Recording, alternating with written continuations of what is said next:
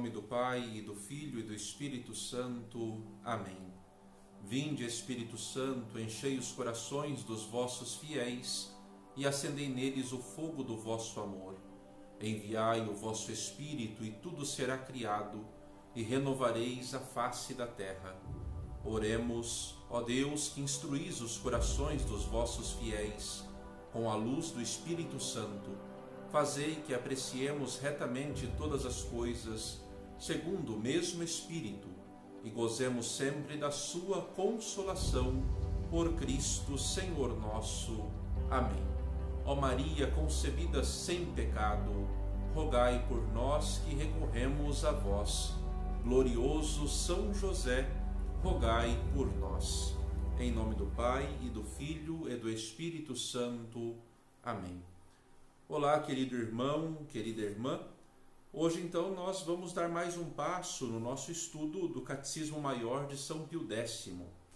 Nós entraremos agora, então, no capítulo 3º, intitulado do segundo artigo do Credo, que é aquele artigo que diz: "E em Jesus Cristo, seu único Filho, nosso Senhor". Então, nós trabalharemos neste 3º capítulo justamente este artigo: creio em Deus Pai Todo-Poderoso, Criador do céu e da terra. Ponto. Então nós já trabalhamos isso nos vídeos passados. Agora neste vídeo, e em Jesus Cristo, seu único Filho, nosso Senhor. Eu fiz algumas anotações aqui para facilitar também nesse momento de abordagem dessa temática sobre Jesus Cristo, o Filho de Deus. Primeiramente, o que esse artigo nos ensina? E em Jesus Cristo, seu único Filho, nosso Senhor. Primeiramente, nos ensina que Jesus Cristo é Filho de Deus. Huios tu Theus, ou seja, o Filho de Deus. Que ele é, assim como o Pai, eterno, todo-poderoso, Criador e Senhor, ou seja, como nós professamos no nosso símbolo niceno-constantinopolitano, Deus de Deus, luz da luz, Deus verdadeiro de Deus verdadeiro, ou seja, Jesus Cristo, Deus Filho, a segunda pessoa da Santíssima Trindade, é eterno como o Pai, é todo-poderoso como o Pai, é Criador com o Pai e é Senhor, é Kyrios. É Senhor, porque além de ser também nosso Criador, é nosso Redentor. Também esse segundo artigo da fé nos apresenta que ele, Jesus, se fez homem para nos salvar. E depois nós teremos esse esmiuçar do segundo artigo em outros artigos de fé. O artigo da encarnação, o artigo da paixão, morte e ressurreição e assim por diante. Então, por meio desse segundo artigo, nós também cremos que Jesus Cristo se fez homem para a nossa salvação. E que ele, a segunda pessoa da Santíssima Trindade, se chama Jesus, Yeshua. E também recebe como título Cristo, o ungido, o consagrado. Primeiramente, por que nós chamamos a segunda pessoa da Santíssima Trindade de Filho? Bom, primeiramente porque chamamos a primeira pessoa de Pai. E o Pai só pode ser Pai se tiver Filho. E o Filho, consequentemente, só pode ser Filho se tiver Pai. E na eternidade, Deus é Pai eterno e Jesus é Filho eterno. Não tem um tempo da criação, porque Deus não é criado. Mas Deus existe desde toda a eternidade. Então o Pai existe enquanto Pai na eternidade e o Filho existe enquanto Filho na eternidade. Não houve um momento em que o Filho fosse criado. Se isso acontecesse, não seria Deus, mas seria criatura. Mas Jesus, sendo Deus, segunda pessoa da Santíssima Trindade, Deus de Deus, luz da luz, Deus verdadeiro de Deus verdadeiro, é eterno com o Pai, como o Pai. E nós também somos filhos de Deus? Porque chamamos Jesus de o Filho único, e em Jesus Cristo, seu único Filho. Bom, porque Jesus é de fato o único Filho do Pai por natureza divina. Somente Jesus é o Filho. Nós somos filhos por criação. Deus nos criou, logo somos suas criaturas. Somos seus filhos. E somos filhos por adoção. Pela sua imensa bondade, Deus nos adota como filhos seus. Então, o único Filho de Deus é Jesus Cristo, nosso Senhor. E nós somos filhos pela criação, somos filhos por adoção. Como disse no início, Jesus Cristo é chamado de nosso Senhor, porque além de também ser o nosso Criador, é, como Deus e homem, o nosso Salvador. Por isso nós atribuímos a ele esse título régio de nosso Senhor. O nome de Jesus, como eu disse, foi dado pelo Pai. Foi o próprio Deus Pai que, por meio do seu arcanjo Gabriel, na anunciação feita a Maria Santíssima, a anunciação da encarnação do Verbo, foi o anjo Gabriel quem disse a Maria que o nome seria Jesus. Então, quem nomeia o Filho é o próprio Pai. Então, o nome do Filho é dado pelo Pai, Jesus, que significa Salvador, aquele que salva. Cristo. Por que então nós atribuímos o título de Cristo? Cristo vem do grego, que significa ungir, consagrar.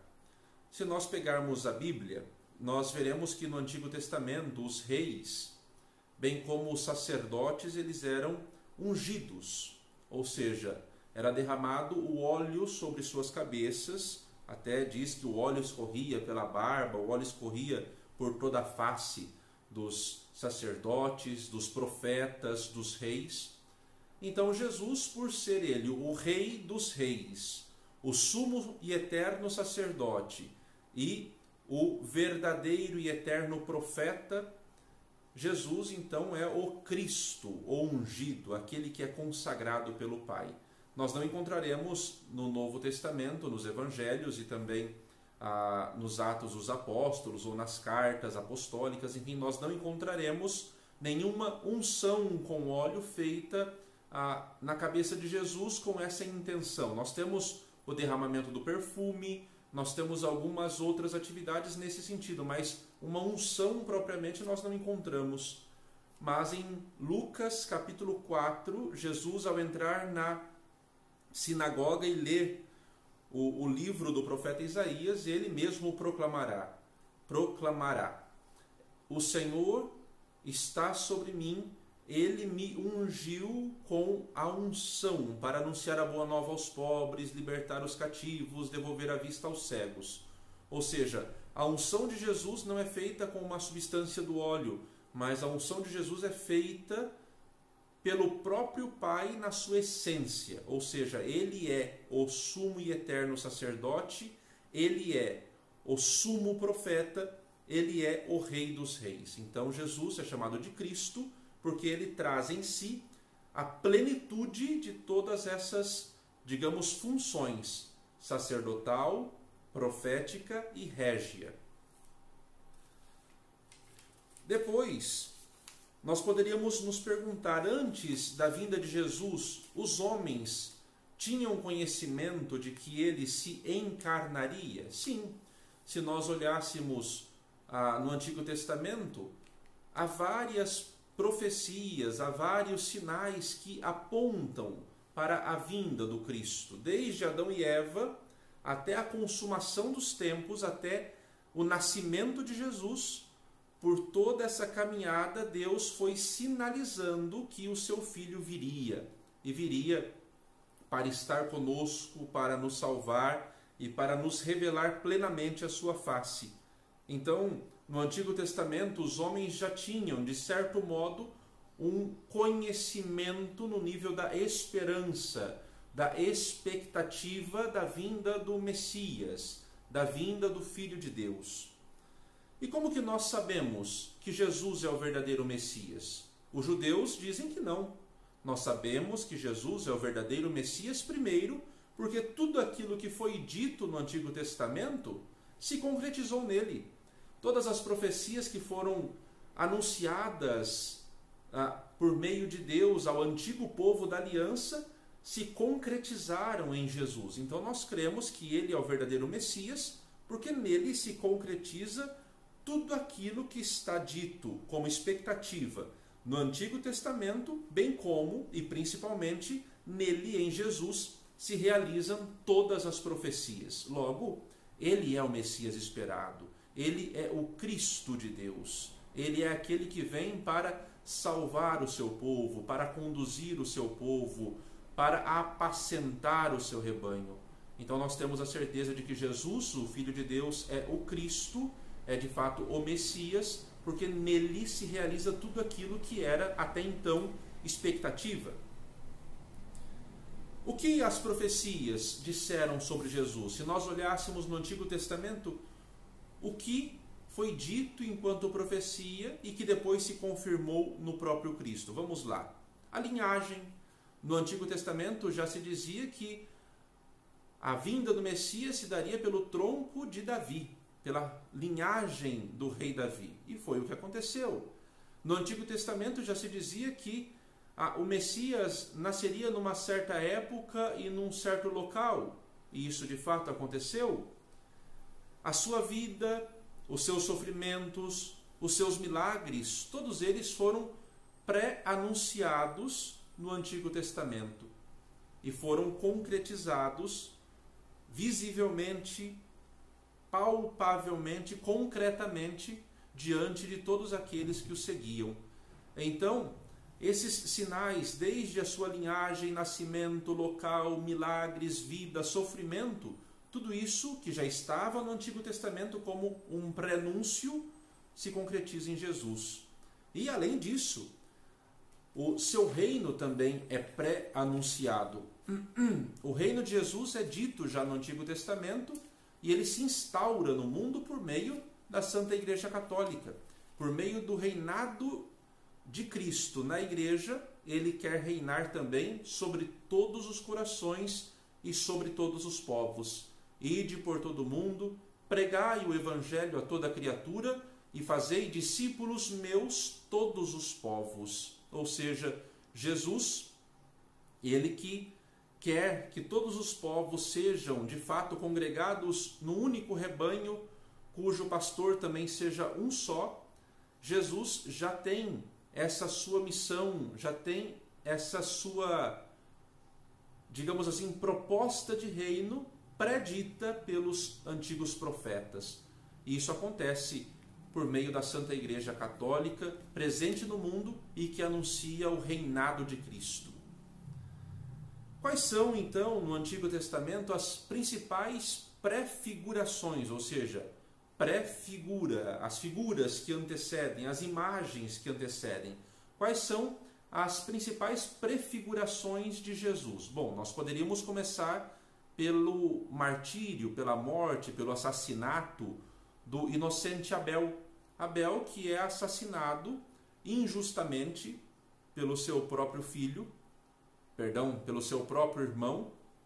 Então Abel, que é assassinado pelo seu próprio irmão e é inocente e tem a oferecer apenas o melhor dos seus frutos, o melhor da sua vida. Pela inveja do irmão, Abel padece.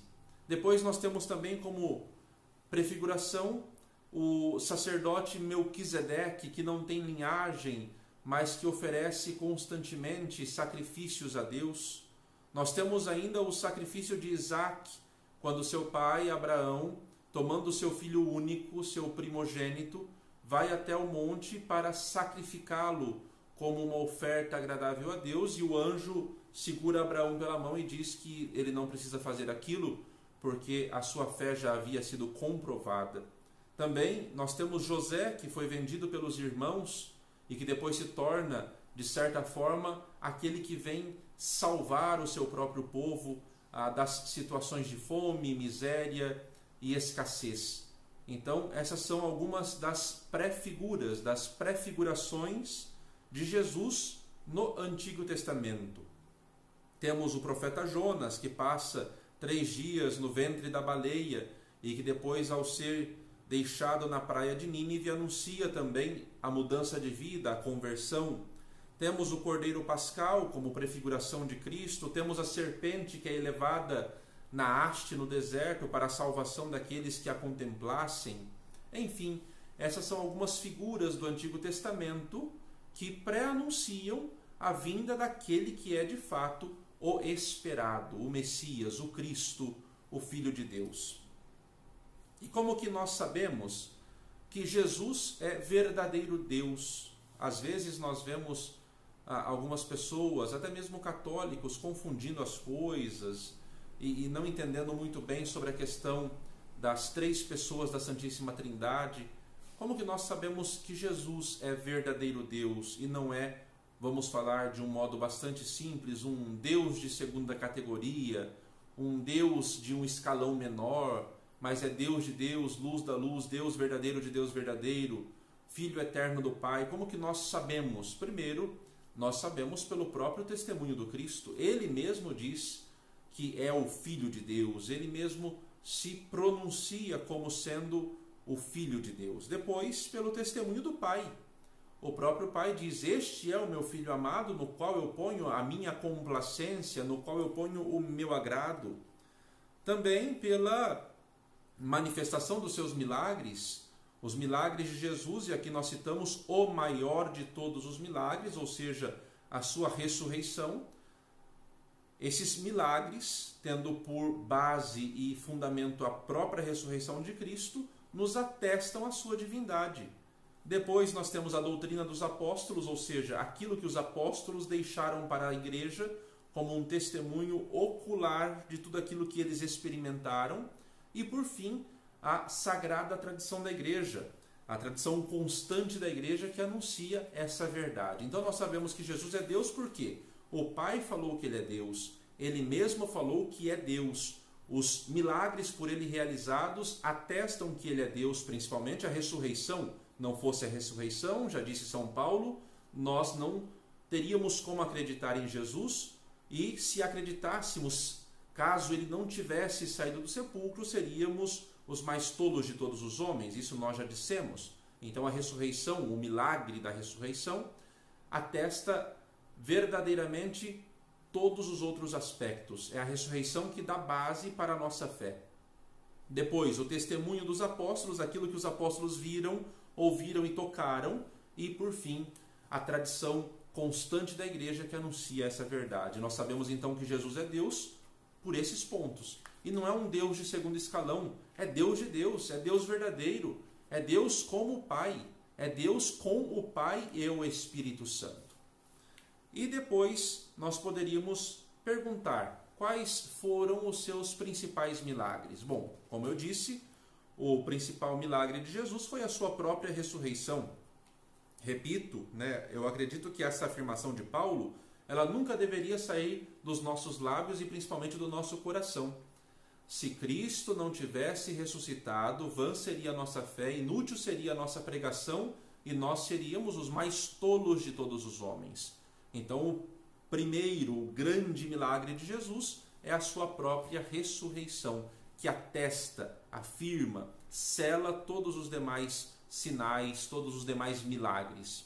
E depois nós temos outros milagres, a saúde aos enfermos, a revivificação de mortos, nós temos também o devolver a audição àqueles que são surdos, nós temos a volta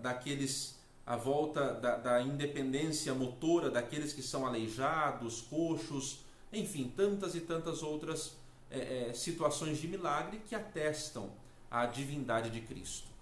Bom, eu acredito que, de modo geral, nós conseguimos assim pontuar os principais aspectos desse segundo artigo, apenas como uma síntese, para que a gente consiga então memorizar.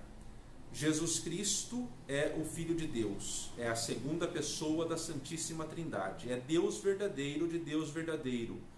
Ele recebe o nome de Jesus porque o próprio Pai lhe dá esse nome. Ele já foi anunciado no Antigo Testamento e já foi prefigurado no Antigo Testamento. Ele é o Messias esperado porque nele se concretizam todas as expectativas do Antigo Testamento e das profecias principalmente. Ele é Deus porque ele mesmo se diz Deus, o Pai o atesta como seu filho, filho de Deus. Ele manifesta isso por meio dos seus milagres e principalmente na ressurreição. Os apóstolos testemunham por meio daquilo que eles viram, ouviram e tocaram, e a Igreja Santa e Católica perpetua isso na história. Então, em linhas gerais, o segundo artigo da nossa fé, creio em Jesus Cristo, seu único Filho, nosso Senhor, se baseia nesses dados. Então, que possamos nós, aprofundando no mistério do Filho, aprofundando no mistério da encarnação, aprofundando no mistério da vida do Cristo, nos assemelharmos, nos configurarmos cada vez mais ao Filho único do Pai, para que nós, filhos adotivos, possamos cada dia mais, assim como o Filho único, assim como o Filho eterno, agradar o Pai em tudo. Queridos irmãos, queridas irmãs, um bom estudo e que desça sobre vós a bênção do Deus Onipotente, Pai e Filho e Espírito Santo. Amém. Salve Maria, viva Cristo Rei.